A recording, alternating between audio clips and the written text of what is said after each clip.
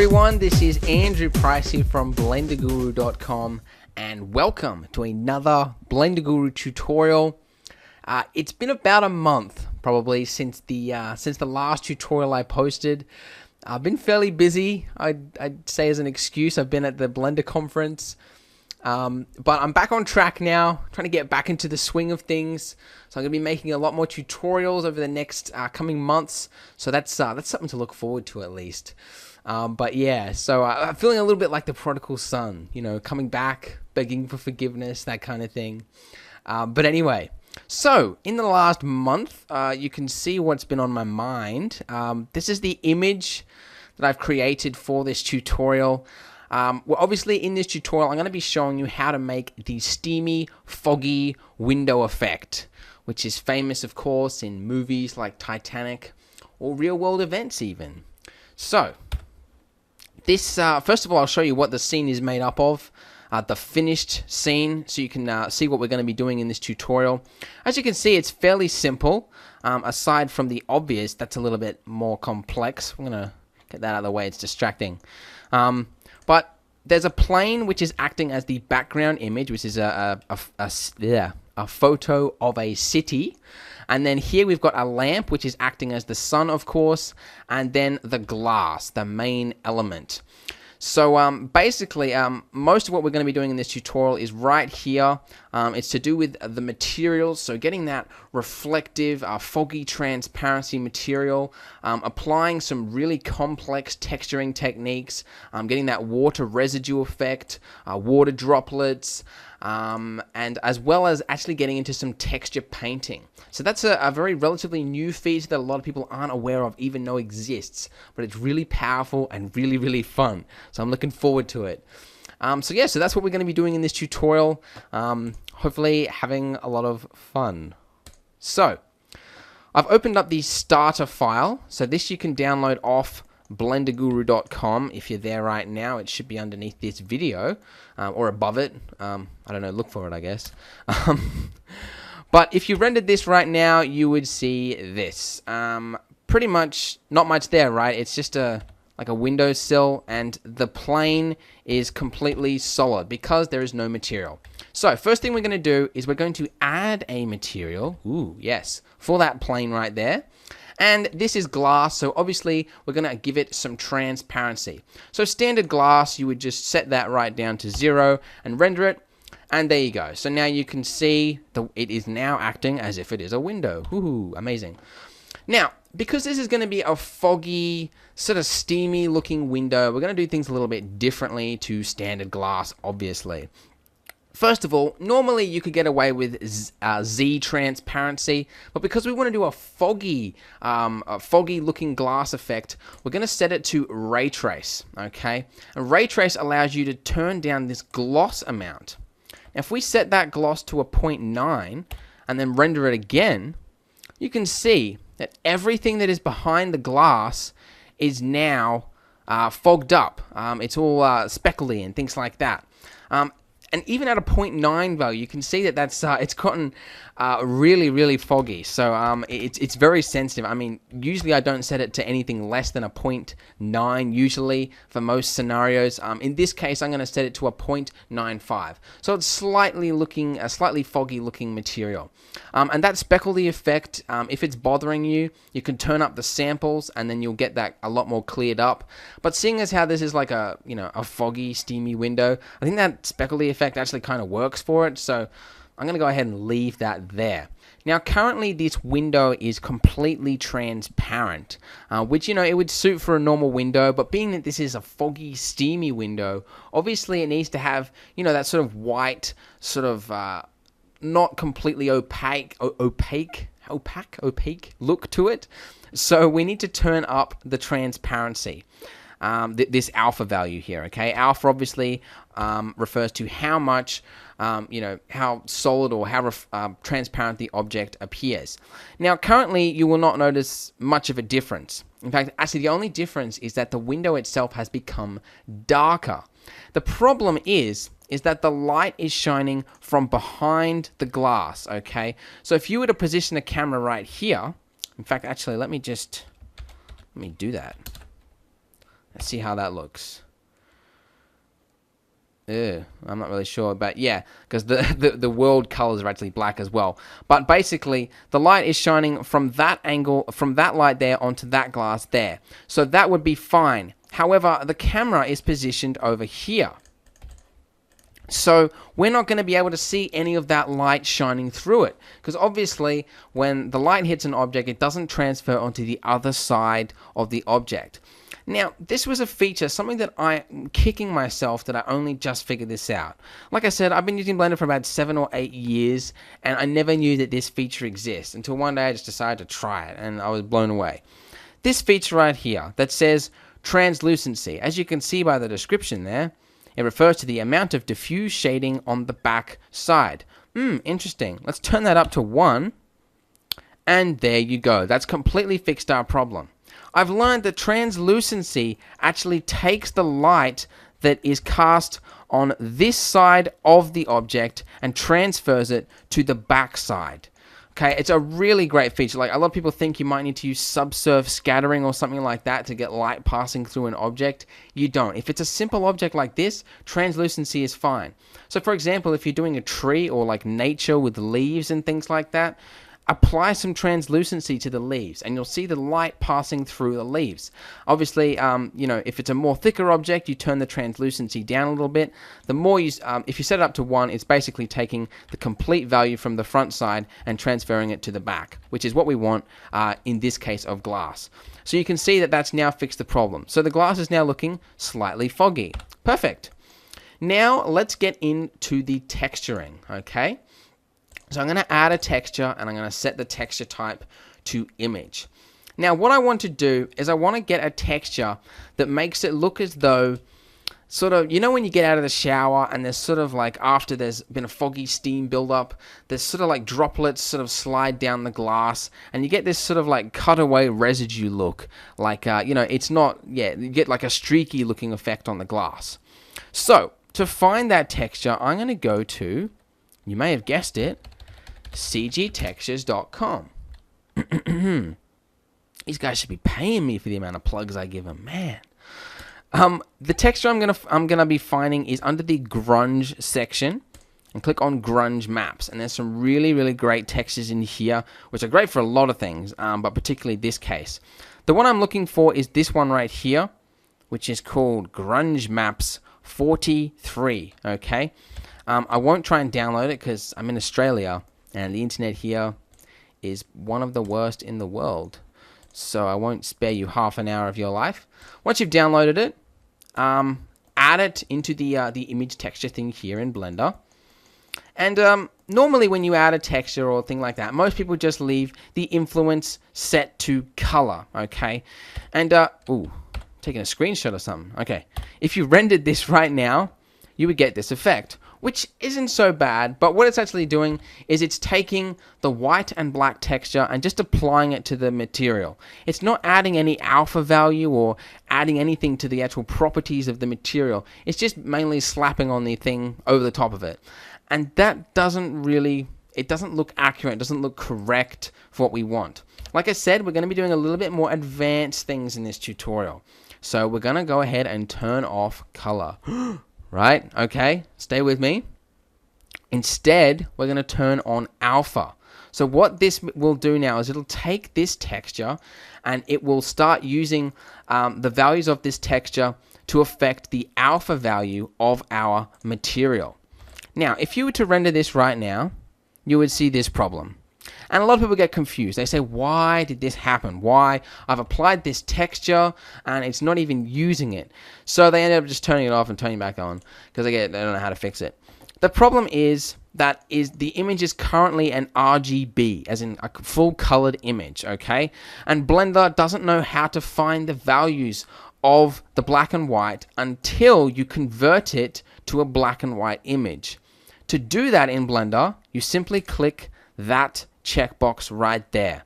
Now, I did it again. Now when you render, you get this. There you go. You can see that the values of that texture are now affecting the actual alpha properties of the window.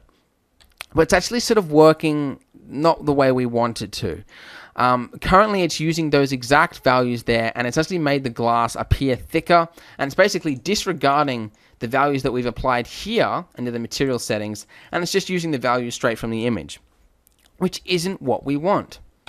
What I'm going to do is I'm going to set the blend type to subtract. What that'll do is it'll take the alpha cutaways from this image, and it'll cut away at the actual material properties of the thing. So if we render it now, well, you won't see much effect.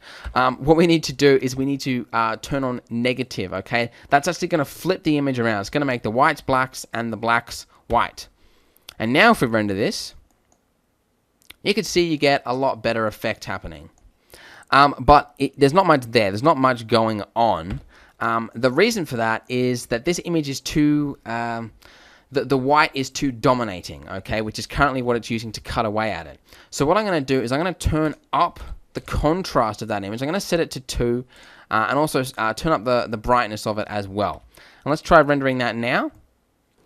As you can see, it's looking a lot nicer.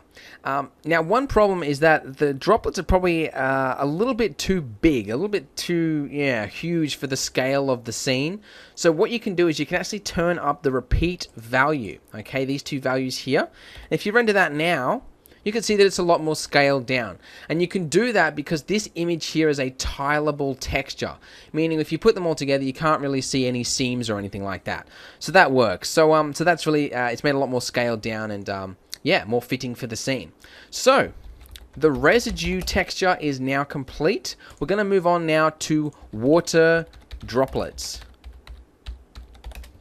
Okay, so what I'm going to do is I'm going to set the type to image again.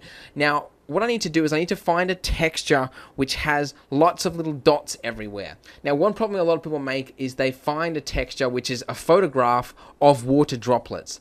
The problem with that is that Blender will then try and take the values, from the water droplets and make them appear bumpy.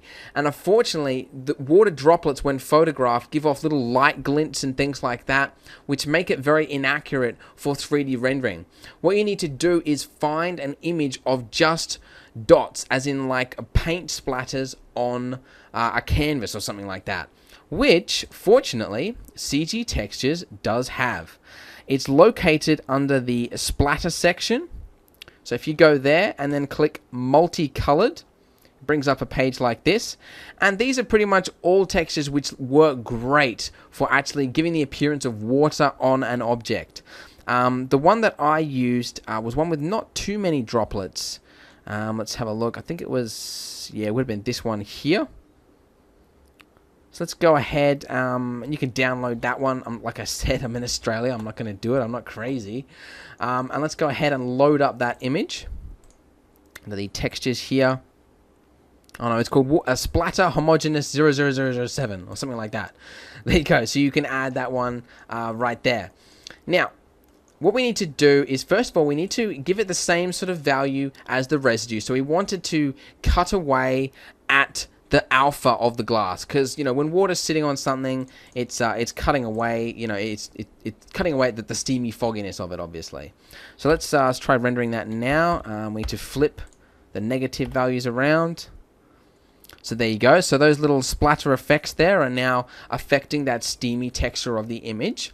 What we need to do now is actually make it affect the bump of the text of the glass, as in we need to make it look like there's actual droplets there.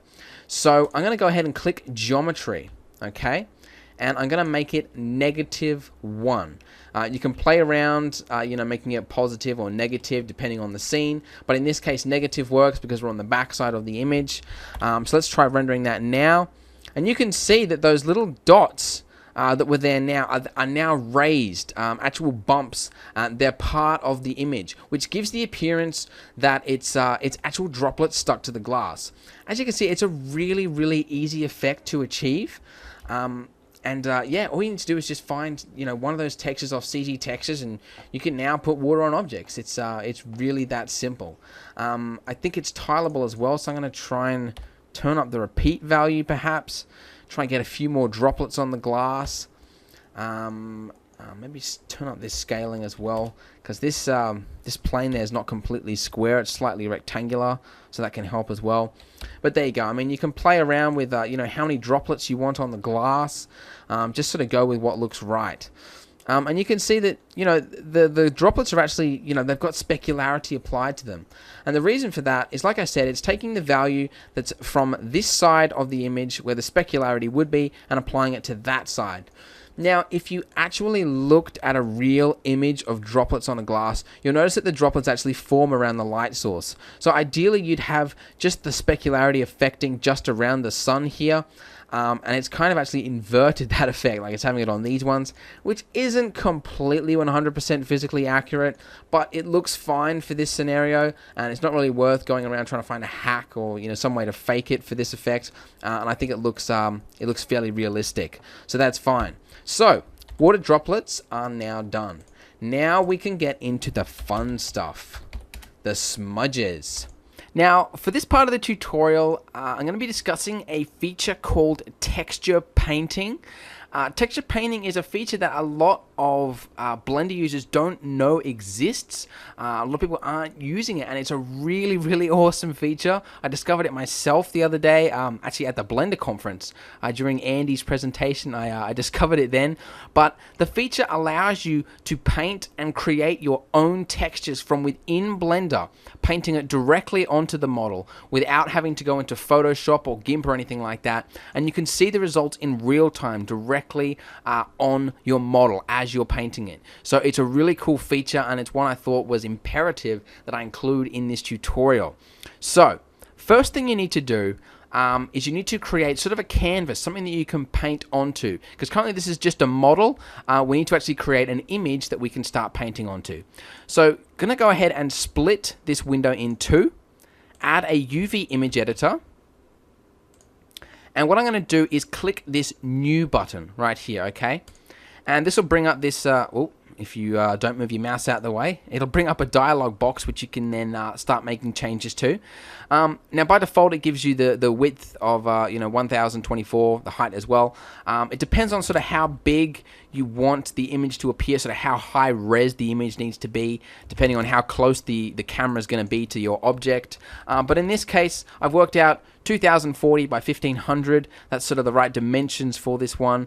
So I'm going to use that. I'm also going to set the color to white. That's important because we're going to be painting black and other colors directly onto here and then using those in the texture panel as an sort of alpha cutaway, like we've been doing in the rest of the tutorial. So yeah, make sure the canvas is white. Okay, so once you've done that, I'm going to go ahead and save that. Now, before you go into the texture paint mode, you need to set a place that Blender can actually save the image. Because currently, if you did to just start painting on this, you'd see the results in real time in that, but the image wouldn't actually exist yet anywhere on your hard drive. So you need to find a place where Blender can actually start saving it to. As you can see, I've made a few attempts myself, but let's go ahead and call this tutorial 2. By default, it sets it as PNG. You can change it to JPEG over there if you like. That'll just save it a little bit faster, I guess. But there you go. So once that's set up, I'm going to press the little thumbtack there so it doesn't disappear, as it does sometimes. And okay, so what we can do now is go and click here, change it from object mode to texture paint, and then set the viewport shading to textured. Okay. Alright, now what we can do, if we press T, it'll bring up this toolbox right here. And if we start just clicking and dragging around over here, you'll see that it starts painting onto the model. And you've got these little options here in which you can change the paintbrush and the size and other things like that. Or you can also, if you watch my brush here, if you press F, you can drag up and that defines how big to make the radius, or if you press Shift F, then that defines how strong to make the brush. So the closer you bring it in, the stronger it gets.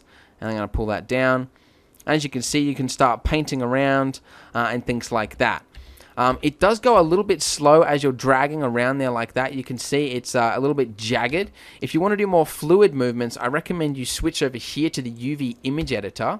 You press N and Click that texture paint there. You can also do the exact same thing just over here. It's also going slow because I think it's updating it in that window there as well. But yeah, if you don't have that there, then you can paint a lot more fluidly on the UV texture window as well. Anyway, I won't confuse you with that. Let's focus on this window right here. So what I want to do is I want to paint some smudge marks. Make it look like there's somebody in the shower and there's possibly a handprint there. I don't know why, but there's a handprint there. So something's happened. So what I need to do is find a texture of smudge patterns and things like that. Thankfully, CG Textures has that. I've already loaded this up here. It's under the splatter section if you're looking for it. There's Rorschach. I don't know what that means, but there's some there. You got some splatter if you want to do something in the shower. Smear horizontal, plastic. But there's some good ones on this smear section. So that's where I've grabbed most of mine. As you can see, you got some cool handprints. It looks a lot like, you know, like this would be great for a horror thing because everything is red. Don't worry about the red color. The red isn't going to show up because we're going to be using the alpha values of this, remember, okay? So it doesn't matter that they're red. Red just helps, I suppose, the creation when the person was making these textures. And also, it's a lot more easier to see, you know, red on white. Yeah, so there you go. So don't worry about the red. Okay. So once you've grabbed a bunch of those images that you want to play around with, we can then start painting them with them. What you need to do is go here to this texture box and click New, okay? And it's a bit confusing because, you know, where do you add a texture? There's nowhere where you can add an image texture or anything like that. It's confusing because what you need to do is you need to go over here and click Brush, okay? Now, what that's doing is it's using... you know, once you click brush, you are then making changes to a texture, which is what you are painting with. Okay, hopefully that makes sense. But, you know, as you can see over here, I've selected clouds. So if I just start dragging my mouse around over here, then I'm now painting with the clouds. Okay. And like I said, it's confusing because it's located, you know, in a material where the textures are. You then click brush, but it's still in a material setting, and it's a little bit hard to figure out. In my opinion, this little box right here, that should be all on this side over here, so it's not as confusing. But anyway, don't want to get into all that. Just know you need to click brush, and you're then making changes to the settings of the brush. I'm gonna get a drink of water. Okay, talking too fast. All right, so obviously we're going to be painting with an image texture. So we're going to change the type to image. Go down here, click open like you would normally, and then just find the image you want to paint with. So I'm going to add this one right here. And now with that selected, I'm going to just start painting. So as you can see, I've now just painted a handprint directly onto my model, and I know exactly where it's being placed in relation to everything else in the scene. And you can see I can actually add this bra, and it's got a texture applied to it for some reason, but we can you can see that, you know, you can have other things in your scene and you can just paint around them, and you can see where the texture is in relation to everything else in there. So it's a really, really cool feature, and I'm hoping a lot more people start using it. But there you go. Like I said, I saw this this demonstration. Andy at the Blender conference did a really cool demonstration. He used the texture paint feature then and just painted it onto like a motorbike sort of speedster model he was doing. It was really, really cool effect. But yeah, that's where I was inspired to try it myself. So yeah, Andy, if you're listening, thanks very much. So as you can see, it does take a little bit of a while to sort of work out where the brush is being painted to. And I want to sort of put it here. We sort of have to line it up. Like there. There we go. And like I said, you can scale it by pressing F. And you can see you can actually see the image there as I'm scaling it. So it gives you an idea of how big the image is going to appear. And, you know, like I said, it gives you that checkerboard. Like as you're painting, it paints another one on both sides of it.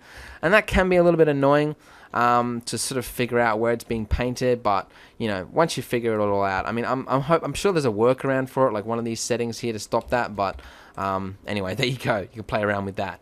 So once you've done that, it's then just a matter of if you want to switch out the image to a different one, just go there, click the X like you would normally, delete the texture, and then just find another one to start painting with. Let's try this Titanic looking one here. That one looks pretty good. Let's add another one. Is it Royshoff? Whatever that means.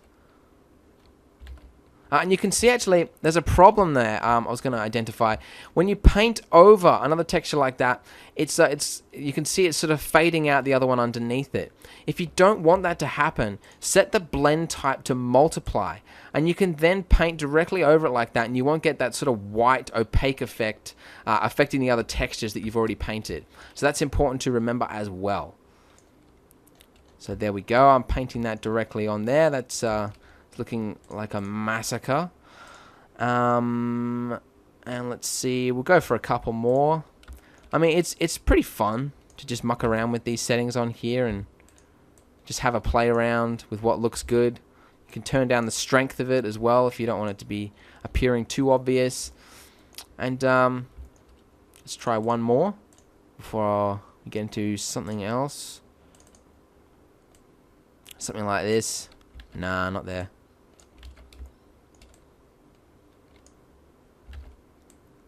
Yeah, that looks pretty cool. It looks like a bear is just broken into the shower. It's like, brrr. I don't know. But there you go. All right, I'm gonna try something else now as well. I've got a Wacom tablet next to me. I'm gonna exit paint mode. By the way, make sure you save the image, like I said, saving it there. Now that image is actually a physical image, not just saved in like the Blender cache or whatever it is. I want to actually start painting onto. I want to, yeah, do something a little bit better, something more than just the image. I want to tell a story. So I'm going to start painting on the UV image editor. So you don't press T to bring up the options in the UV image editor. You press N, which is also a little bit confusing, but there you go. And I'm going to set this just to black, and I don't want any texture applied either. Now, when you've got a Wacom tablet, you can see you've got these little options here for sensitivity pressure, and that actually applies, you know, the less you press the brush and the more you press it, yeah, like I said, it's pressure sensitive, so that's an important one as well. Let's just see. Okay, so let's just say a couple was in the shower this morning. Yeah. And the girlfriend or wife left a little note.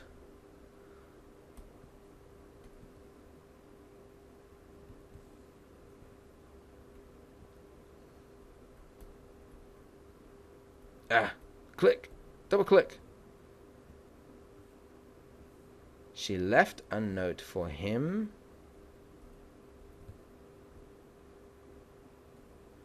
Oh, what is that? Can be a little bit hard to line these up. Okay, so for that part, I might actually need to use the texture paint mode.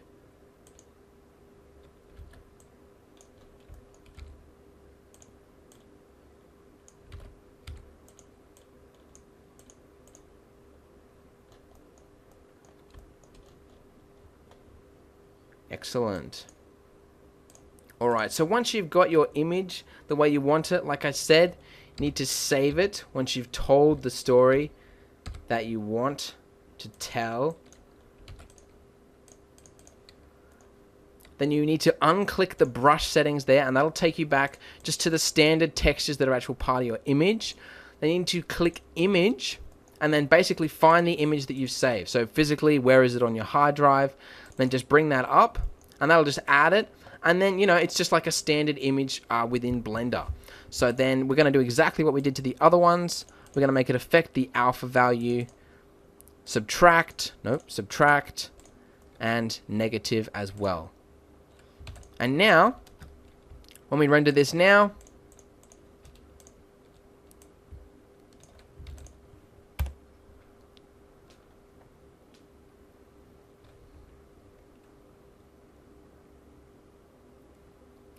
we have the finished result. So there you go. So that concludes the tutorial. I hope you found it interesting, or you found something from it that you can use in a future project or something like that. So yeah, as usual, I'm interested in seeing anything you guys make in regards to texturing or anything like that. So yeah, if you make something, by all means, post a link to it in the comments section. I'd really like to see it. So yeah, so that's all from me. Thanks very much for watching this tutorial.